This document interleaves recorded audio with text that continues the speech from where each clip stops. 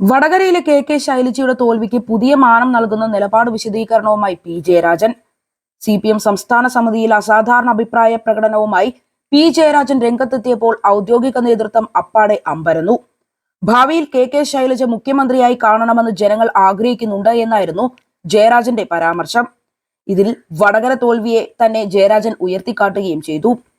ശൈലജയുടെ ജനകീയത തകർക്കാൻ വേണ്ടിയാണ് വടകരയിൽ അവരെ മത്സരിപ്പിച്ചത് എന്ന വാദം ചില കോണുകൾ ഉയർത്തിയിരുന്നു. ഇതിന് ചുവട് പിടിച്ചാണ് ജയരാജന്റെ വിശദീകരണം. വടകരയിലെ ജനങ്ങൾക്കും അത്തരമൊരു ആഗ്രഹമുണ്ട്. അവരെ ഒതുക്കുന്നതിന് വേണ്ടിയാണ് മത്സരിപ്പിച്ചത് എന്ന തോന്നൽ ജനങ്ങൾക്കുണ്ടായി. ശൈലജയെ ഡൽഹിയിലേക്ക് അയക്കാതെ സംസ്ഥാനത്ത് തന്നെ നിർത്താനുള്ള വടകരയിലുള്ളവരുടെ ആഗ്രഹം തോൽവിയുടെ ഘടകമാണ് എന്നാണ് ജയരാജൻ പറഞ്ഞത്. മുഖ്യമന്ത്രി പിണറായി വിജയനെതിരെ അതിരൂക്ഷ വിമർശനമുയർന്ന യോഗത്തിലാണ് ശൈലജയ്ക്ക് വേണ്ടി ജയരാജൻ വാദിച്ചത്. 5 കൊല്ലം മുമ്പ് വടകരയിൽ തോറ്റത് ജയരാജനായിരുന്നു. ഇതോടെ പാർട്ടിയിൽ നിന്നും ജയരാജൻ ഒതുക്കപ്പെട്ടു.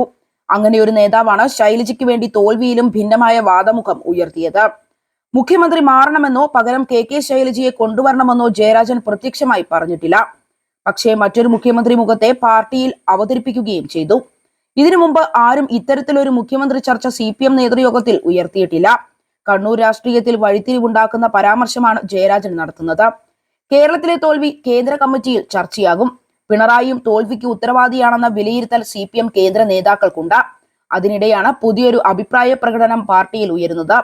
മുഖ്യമന്ത്രിയുടെ സമീപനവും സാധാരണ ജനങ്ങളുടെ പ്രശ്നങ്ങൾക്ക് മുൻഗണന നൽകാതിരുന്ന സർക്കാരിന്റെ സമീപനവും തെരഞ്ഞെടുപ്പിൽ തിരിച്ചടിക്ക് കാരണമായി എന്ന് യോഗത്തിൽ നേതാക്കൾ ചൂണ്ടിക്കാട്ടിയിരുന്നു. ഈ സാഹചര്യത്തിലാണ് പി ജയരാജന്റെ പരാമർശത്തിന് രാഷ്ട്രീയ പ്രാധാന്യം കൂടുന്നത്. വിമർശനങ്ങൾക്കൊന്നും യോഗത്തിൽ മുഖ്യമന്ത്രി മറുപടി പറഞ്ഞതുമില്ല. എന്നാൽ കേന്ദ്ര കമ്മിറ്റി യോഗത്തിൽ മുഖ്യമന്ത്രിക്ക് വിശദീകരണം നൽകേണ്ടി വരുമെന്ന സൂചനകളുമുണ്ട്. ശൈലജയും കേന്ദ്ര കമ്മിറ്റിയിലുണ്ട്. അവിടെ ശൈലജ പറയുന്ന നിലപാടും നിർണായകമാകും. CPM നേതാവ് കെ ശൈലജയെ 1,14,506 വോട്ടുകൾക്ക് വീഴ്ത്തിയാണ് ഷാഫി പറമ്പിൽ UDF-നായി വടകര മണ്ഡലം ഇത്തവണ നിലനിർത്തിയത്. ഷാഫിക്ക് 5,57,528 വോട്ടുകൾ ലഭിച്ചപ്പോൾ ശൈലജയ്ക്ക് കിട്ടിയത് 4,43,022 വോട്ടുകൾ മാത്രമാണ്. BJP സ്ഥാനാർത്ഥി പ്രഫുൽ കൃഷ്ണൻ 1,11,979 വോട്ടുകളും നേടി. സംസ്ഥാനത്ത് ഇത്തവണ വാശിയേറിയ പോരാട്ടം നടന്ന മണ്ഡലമായിരുന്നു വടകര. ഇടതു പാർട്ടികൾക്ക് വേരോട്ടമുള്ള മണ്ണാണെങ്കിലും വടകര പാർലമെന്റ് മണ്ഡലം കഴിഞ്ഞ കുറച്ചു കാലമായി UDF-നൊപ്പമാണ്. 2009 ശേഷം ഒരിക്കൽ പോലും ഇടതു സ്ഥാനാർത്ഥികൾക്ക് ഇവിടെ ജയിക്കാനായിട്ടില്ല. സ്ഥാനാർത്ഥിത്വം കൊണ്ട് തന്നെ സംസ്ഥാനത്തിന്റെ ശ്രദ്ധയാകർഷിക്കുന്ന മണ്ഡലം കൂടിയാണ് വടകര. ഇത്തവണ 2 സിറ്റിംഗ് MLA-മാർ ലോക്സഭയിലേക്ക് മത്സരിച്ച ഏക മണ്ഡലവും ഇതുതന്നെയായിരുന്നു. കഴിഞ്ഞ തവണ CPM നേതാവ് പി ജയരാജനും കോൺഗ്രസ് നേതാവ് കെ മുരളീധരനും ഏറ്റുമുട്ടിയപ്പോൾ മണ്ഡലം മുരളിക്കൊപ്പമായിരുന്നു.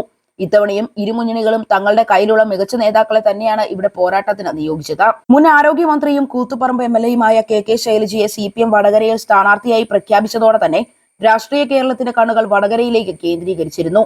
കോൺഗ്രസ് സ്ഥാനാർത്ഥിയെ പ്രഖ്യാപിച്ചപ്പോൾ മറ്റു മണ്ഡലങ്ങളിൽ നിന്ന് വ്യത്യസ്തമായി സിറ്റിംഗ് MP കെ മുരളീധരന് പകരം യുവ നേതാവ് ഷാഫി പറമ്പിലിനെയാണ് രംഗത്തിറക്കിയത്. ഇതോടെ പോരാട്ടം ശക്തമാകുകയും ചെയ്തു. പ്രചാരണ രംഗത്ത് വീറും വാശിയും പ്രകടമായ മണ്ഡലമായിരുന്നു വടകര. വ്യാജ പ്രചരണങ്ങളും വിമർശനങ്ങളും അതിരുകടന്നതോടെ നിയമവഴിയിലേക്കും മണ്ഡലം മാറി. വോട്ടെടുപ്പിന് ശേഷവും വടകരയിലെ പ്രചാരണ വിഷയങ്ങൾ സംസ്ഥാനത്തുടനീളം ചർച്ചയായി. അതിനിടെയാണ് തോൽവിക്ക് വ്യത്യസ്തമായ വിലയിരുത്തലുമായി പി ജയരാജൻ CPM സംസ്ഥാന സമിതി യോഗത്തിൽ നിറഞ്ഞിരിക്കുന്നത്.